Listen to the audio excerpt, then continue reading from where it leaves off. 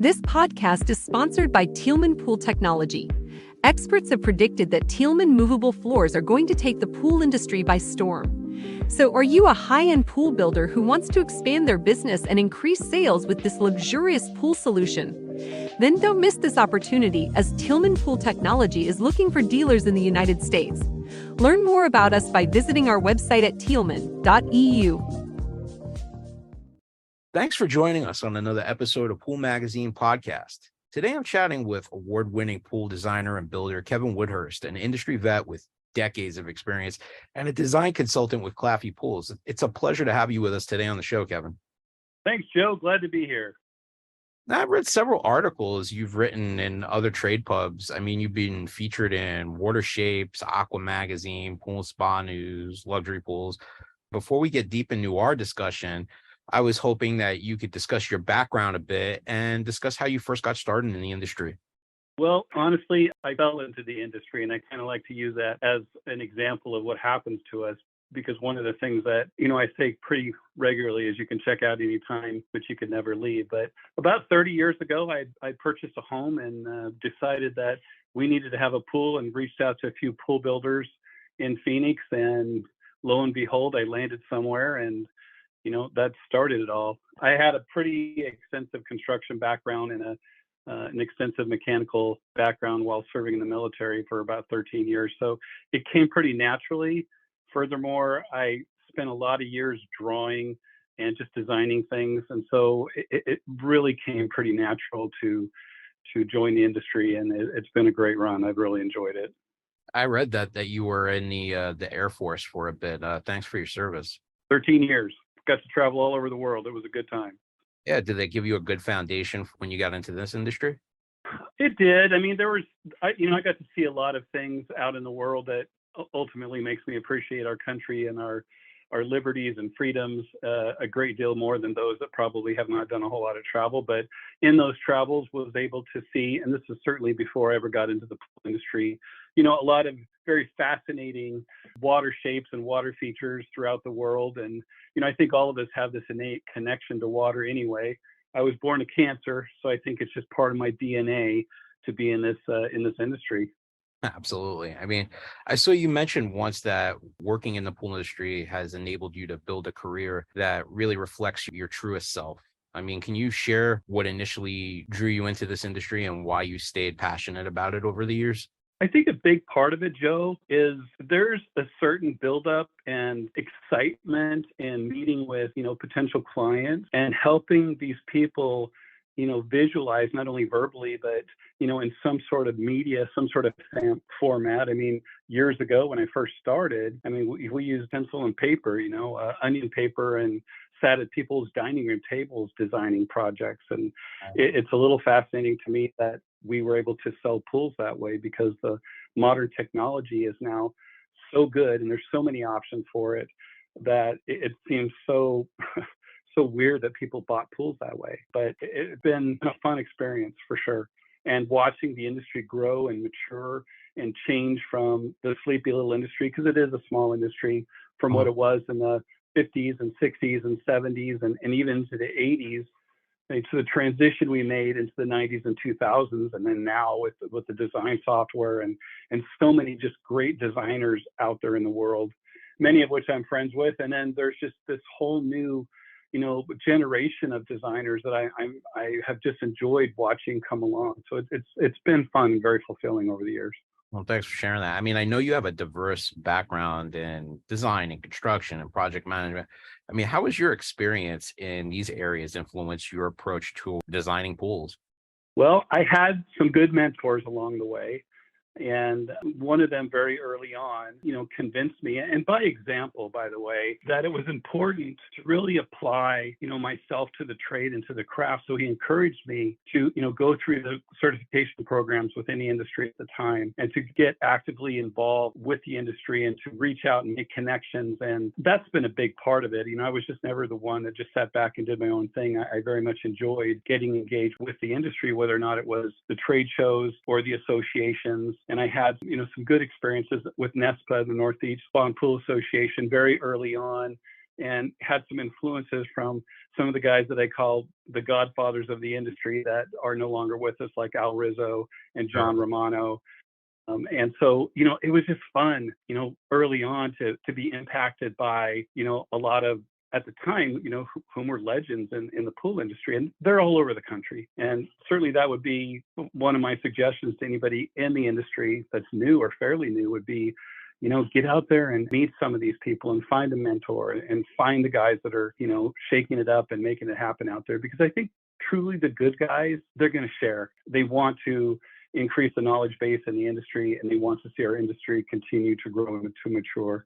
I agree. I mean, I know that sharing and collaborating seems to be a core aspect of your work. I mean, can you tell us a little bit about how collaboration has helped shape your career and the benefits it's brought to the design and construction process you employ today? Well, getting back to the last question, I want to just add a little bit more to it, because aside from the education, a lot of time, out in the field working with the trades and really understanding what they were doing.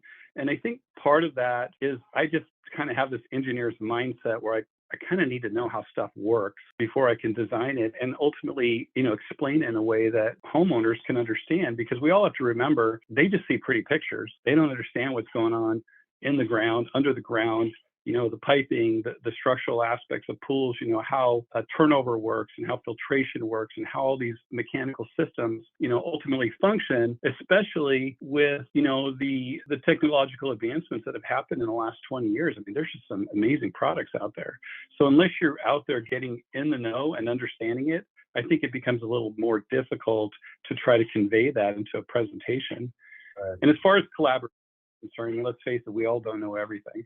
And so, there's just people that I've been able to reach out to over the years, that have helped me. And certainly I've tried to do that, back to the industry, to some of the people that I've had some influence on. And I'd like to think that, many of them have moved on to, their own businesses or, good positions within big companies. And, I think we just have this obligation, this responsibility to give back. So that's just part of what I've done. And I was fortunate to find people within the industry that had the same mentality years ago that did the same for me. Well, I know you've transitioned a bit in your career. I mean, you had a pool company for a long time, and then now you're an independent designer. I mean, I know you charge for design services rather than using them solely as a sales tool. I mean, what led you to make this shift, and how do you communicate the value of your design work to clients?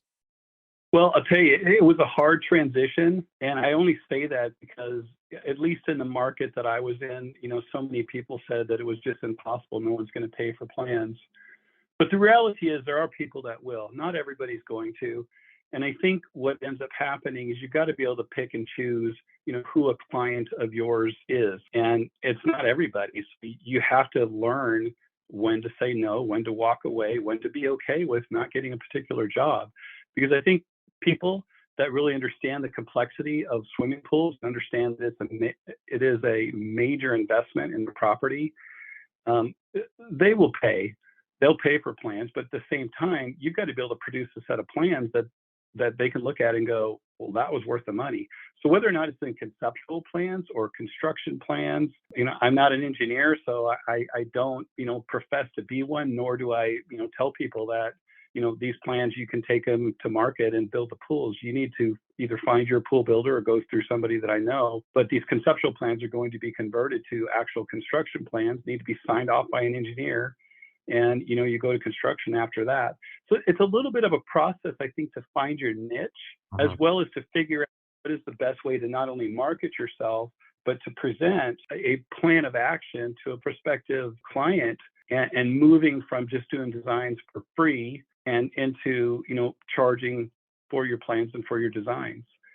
I mean, seriously, this day and age in 2023, when we look at what it takes to be a pool designer in the industry and everything that you need to know, and for those out there that, have gone through a lot of the training, whether or not it's through Water Shapes University or the Genesis program or through any of the associations, you have to value your time before you can expect anybody else to do so.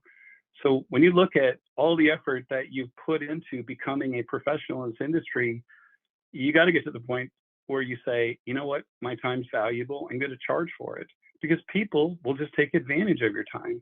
We've seen that time and time again, and it happens everywhere. So, the transition, though, was a little painful, just because I think it was kind of awkward at first, because very few people in the industry in the Phoenix market were doing that, although there are guys that do that. Kirk Bianchi is the name that rings a bell, and I know there's quite a few others. And these are exceptionally talented individuals, but they provide a lot of value in their services. And that's what you have to do, is you have to be able to get to the point where you're providing that value that equals whatever it is that you're going to charge. And really, you start, baby steps. Maybe only charge, a few $100s or whatever it may be, to do a set of plans. But that's where you build confidence in doing so, and you start building and posturing yourself as, an expert or a good designer, whatever it may be, and moving forward with it. It is a process for sure. Well, I've seen some of the plans that people put out. I mean, they're incredibly sophisticated. So there's got to be a ton of man hours that go into doing like a Jason Brownlee set of plans. Jason's stuff is amazing. And yes, he does a magnificent set of plans. He's got great information that are provided on all of them. And he's really, I believe, there's quite a few of them out there that are really turnkey plan providers, and does an exceptional job. And he's a real talent to the industry for sure.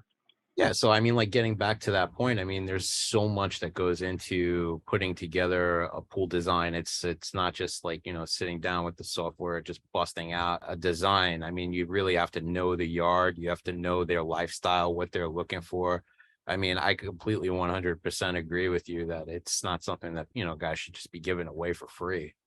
Well, you bring up a good point, and that is that, because there are organizations and companies that provide, plans for all over the place. Well, they never even step foot in somebody's yard. Right. There's just a lot on, not only with elevations, but getting to know a client, getting to know, their municipality, understanding so many rules and regulations. I think you just do a disservice by saying that we can provide, plans for anybody anywhere. And there's different types of plans, because if you're a designer and that's all you do is do conceptual plans, you're not going to charge as much as a Jason Brownlee or some of the other guys out there. So, there's going to be difference in doing so. I know that that's part of what your process is like, is a lot of these people don't even know what they want. So, I mean, getting back there and kind of educating the clients on what's available and, what they can do in their backyard is a big part of it. During the construction process, how do you ensure that your clients are, well informed about the ins and outs of pool ownership and what that process is going to be like? Because they have no idea. They've never built a pool before. No, they don't. And, it's a lot of information for a homeowner to try to manage and really assess and understand. So I think to some degree, you've got to be able to par your presentation back to the mindset or the level of knowledge that they either do or do not have. Now, a lot of people think that they know everything, just like a lot of pool guys think that they know everything. But with the homeowners, again, meeting with a homeowner in their space, on their property, and spending time with some questions is going to give you a little bit of background of where you need to go from there. So it's not a, canned speech for everybody. It's just a process to understand where they're at, where they're coming from, because you kind of have to meet them there, and then modifying your presentation and your information in pieces that they can comprehend and move along that way. I mean, I've always kind of said that you kind of have to lead people through the process, because, I mean, at the end of the day, we're the experts, right? And there's nothing worse than trying to deal with an expert homeowner that's never built anything before. But you just have to sit back and assess, okay, this is where he's coming from or she's coming from, and find some common ground and earn the right, if you will, to be the professional and be that person that's providing them with the kind of information that they need in order to move forward with a decision. Well, obviously, you've encountered those know-it-all clients that think they know the process inside and out and are going to tell you how to do your job. But I mean, can you share a specific example of like one challenging client that you worked with and how you navigated that process to achieve a successful outcome? I was thinking the other day, over the course of 30 years, I've probably been in at least 8,000 backyards and homes, and it's an awful lot. And there's been a lot of people along the way. And Fortunately for me, I can probably count on my two hands the really difficult clients that I've had. And I think part of the reason for that is long ago, I learned to walk away from jobs or just learn to just tell people, I don't think we're a good match. And, you have to do it in some sort of tactful manner because you don't want to insult people. But at the same time, you have to be confident enough in your ability to express and to explain things to, potential clients that you can get to the point where you can say, we're not a good match, or this isn't a good project, for us to collaborate on. And oftentimes it's, part of it is you just have to understand human nature a little bit. We're coming into their home. We're salespeople, and we want to sell something to somebody. So that's kind of the first thing that you have to get beyond is the salesperson's mentality. You're a consultant, and if you have spent the time in the trenches and you understand the industry and the ins and outs of pool construction, wherever it is that you are, then you should be able to convey to them that you're not just a salesperson. You're a consultant there to solve problems. And the problem is you're trying to get a project in your backyard. You're working with X amount of budget, which that brings up another thing because nobody likes to tell people what that is. But there are tactful ways to get around that and to ultimately extract that information from them, because the last thing you want to do is spend, hours or days, if not weeks, on a project. And that's happened to me before. And you get all done and they're like, I can't believe it cost this much. It's good. You're going to have, those projects or those people where, you feel like you've gone through, your protocol for presentation, and it just for some reason, it doesn't line up. But here's the thing with even charging for plans. You're going to have those plans where, you want the job, you're just excited about the prospect of that particular design, and you spend hours and hours, if not days and weeks, working through it and coming up with something spectacular. And there are times you're just not going to get the job, and you're never going to, I think, ever get your money back in the time spent. But at least if you got something out of it, it is something. Well, I saw that you have dealt with clients in the past that have had a different impact on your understanding of what it means to incorporate your design and connect it with their priorities, their dreams, and their desires. I mean, can you speak to that a little bit?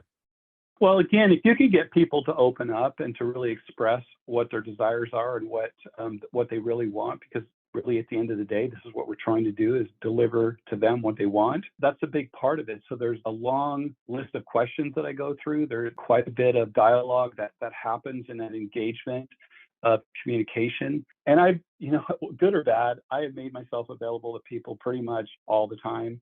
I don't ever turn my phone off. There's not been more than a handful of people that have taken advantage of that. But, we really want to get to the point to where these people ultimately understand that you're there to help them. And yes, we have to make a sell, and it becomes an exchange of, dollars or time or whatever it is, but it's an exchange, and that exchange needs to be equal. They need to feel like they're getting value for the money that they're spending. Whether it's just for a design or for the whole pool. And then ultimately, you got to execute it. And that's a big thing. And if anything's been my frustration over the years, because I've worked for pool companies in the past, and, my level of expectation and the execution can become skewed pretty quickly. And this is why you've got to be completely transparent about everything to everybody all the time, period. And I can say with a lot of confidence that I have not been bit too many times. But I think that transparency is a big part of it. Well, yeah, getting them to resonate with your vision for that backyard space is a big factor in that. I mean, you mentioned that you transition from hand-drawn designs and designing a pool with a cocktail napkin at the dinner table to using design software like Pool Studio. I mean, how has technology helped enhance your design process? And what are some of the key benefits you've experienced from embracing these kind of tools? Well, what I just thought of briefly was the time I spent with David Tischerman many years ago, and he would tell me about all the jobs that he designed on napkins and everything else. And David, certainly another legend in the industry, and I enjoyed my time with him. But at that time, yeah, we were still drawing with, hand drawing. And I was relatively, good at it. I could do isometrics and some of those types of drawings. They were a little crude. I wasn't as good as, say, a Kurt Bianchi, but I was good enough that I could get my point across to people. Pool Studio had been around almost 10 years, and I met Noah when he first introduced it back in Las Vegas, 25 some odd years ago. And for whatever reason, I was competent enough with the hand drawings. I just didn't see the need to go to the AutoCAD or to 3D design software. Well, I had taken over for a company to revamp them and rebrand them, and took over a new sales staff that were all using Pool Studio. So I just really felt like, you don't have a choice here. You're going to have to figure it out. And oddly enough, I mean, after a few months, I'm like, this was ridiculous. This was like going from a BlackBerry to an iPhone. And that's no dig on a BlackBerry. It's just that it just changed everything. I mean, now you're not starting a plan over. You're not, erasing stuff. This design software is really exceptional, and it was designed so that the average person could figure it out. And if you figure it out and then really work on mastering it, there's a lot it can do. And I think most of us probably still aren't using it to its capabilities, and there's a lot with it. Now, there's a lot of other software out there. I mean, Jason uses something entirely different. I've had some debates with, some of the pool groups on Facebook about how, detailed some of us can get on it. And ultimately, I'm inspired by the younger guys that are really pushing the envelope. I mean, they make me want to be better. And then the people that say, I never put that stuff on a plan. It's not important to selling a pool. We sell however many X pools a year. That's fine. But the last thing I'm ever going to do is discourage anybody from trying to do a better job at anything. I mean, as far as I'm concerned, hats off to those people. And I tip my hat to them that are continuing to raise the bar. There's some really talented people out there. Well, in your career, I know you've mentored and influenced a lot of different guys in the industry. I mean, what does it mean to you to see others thrive and succeed based on your guidance and support now? Well, I mean, I think it makes me feel good. I mean, I wouldn't ever take, all the credit for anybody, because, you can be the best influence on anyone, but still, you've got to have that personal drive and that personal desire to want to be better at something and to continue to hone your craft. An interesting thing over the years is I've spent a lot of money on my education, and I've also spent a lot of money on the tools and the stuff that we use, not only in our offices, in computers and monitors and, all kinds of, techie stuff, as well as the stuff out in the field. And I've had people that I've worked with over the years, salespeople, say, why would you spend your money on that? Well, guys, it's no different than being a plumber, an electrician, an aircraft mechanic. You need to have the tools of the trade in order to be good at it. And it's just as far as I'm concerned, part of becoming a professional is having all those resources in your back pocket. I agree. I mean, there's a lot of different guys out there that listen to this podcast. I mean, some of them are just getting into the industry. This is their first year. I mean, what advice would you give to aspiring professionals that are going to get into this industry and want to follow their dreams and create a successful and fulfilling career in this field? Well, there's always more than one way to get to a destination, but my advice would be, Facebook has a bunch of really good groups on it. Ask the Masters is certainly one of them, but there's plenty of other resources, besides that. And you need to find the resources that you resonate with, but also find the ones that are maybe doing something different. That's kind of the reality is everybody does things a little bit different. Everybody learns a little bit different, but get on the groups, get active in your education in the pool industry. There are more opportunities and more avenues than there's ever been, in the last 30 years, and they are all good. I get asked pretty regularly, what avenue should I pursue? And whatever works for you. I don't think any of them are any better than the others, whether they want to hear that or not. I don't really care, because I just want to see people interested in the educational opportunities and getting after it.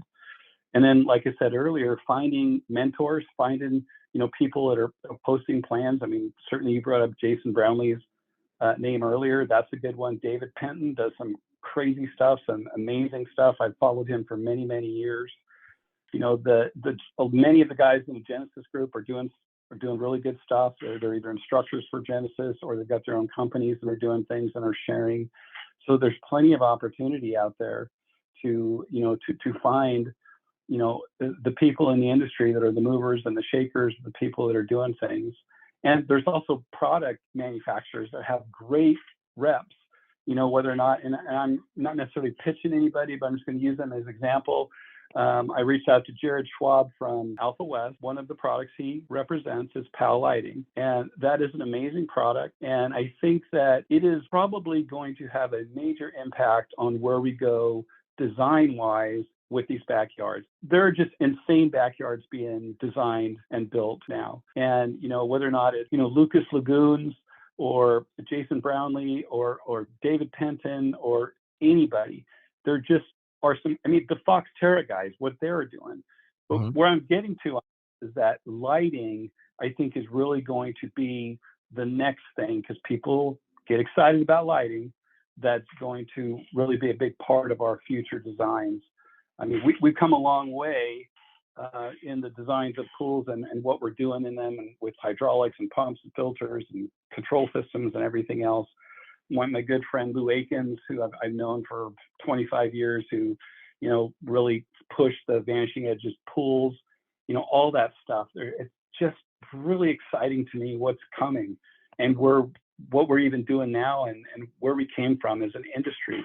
It's fun to be a part of. Absolutely. I think getting back to what you said though before, if you're just coming into the industry, this is your first year becoming a designer. It's great to look up to all of those guys that you mentioned, and to set the bar high for yourself. But it's also about knowing what jobs to turn down, and stuff that's maybe out of your wheelhouse.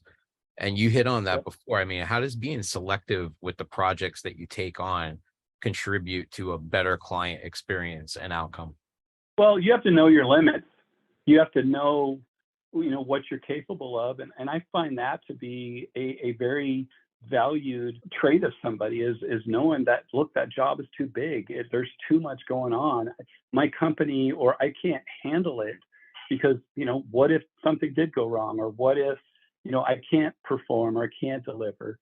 And so knowing your limitations is a big part of it, but also remember, there's plenty of other people out there in the industry that probably will help you. You may pay for their time, but that's just part of it. Part of that learning process. Many, many years ago, so almost 20 years ago, I took on, $1 million project, which was just, it was huge for us. And, we ended up, doing a cost plus on it because it just didn't make sense for me to put us in that sort of position. But at the same time, there was so much going on that project and so many new things. And I got to experience and got to, try some stuff that, this is before river flow. So we're putting 25 horsepower commercial grade pumps on a lazy river and on a big project and huge, massive waterfalls. So, I got some help from within the industry on a lot of that, building out the hydraulics, et cetera. But knowing your limitations is really a good thing. And it just sets a bar for you. It sets a point of reference. Okay, here's where I'm at. And I want to continue to get better, and I'm going to move forward so I can get and do some of those bigger projects. There's nothing wrong with that. Oh, that's great stuff. I know, you mentioned that at one point you had your own company and then you became an independent design consultant. That was a big risk, but it changed your life. Could you elaborate on those benefits and how they positively impacted your career? Well, I don't know that the risk was really, going to just doing plans and designs. I had that experience for a few years. It was really good. I saw, I had a lot of different experiences. I was ultimately had experience with some pool companies that were delivering or building those projects, both good and bad. I think that I just learned a lot through that whole process where it made me appreciate many other things. And that is yet another thing that I think over the course of that 30 years, I've been involved within the industry in probably every capacity there is at a pool company. I've owned my own companies. I have worked for companies. I've had, my low experiences, and I've had a lot of highs. I've got to enjoy, writing for publications and being involved with the local and national association, and have gotten to know a lot of people over the years, and a lot of people that I highly admire and respect. And so, that experience level has been really, really super broad over the course of those 3 decades. And at the end of the day, that's what's made it fun. I haven't sat and said, okay, I just want to be a designer forever. I just want to work out in the field forever. And again, no dig to anybody that wants to do that. But if you really are going to learn this industry and make it your craft and be a professional and just work every day in excellence and trying to do the best that you can, broaden your horizons by getting involved in everything. Take it little pieces at a time. I mean, I always tell everybody that's struggling, you're looking at that giant pile as a mountain, and you're never going to get to the top without taking it one step at a time. So just figure out where you're at, write some goals out, figure out where you want to be in a few years, and just make a plan of action. And there's lots of places and lots of ways and means to do it.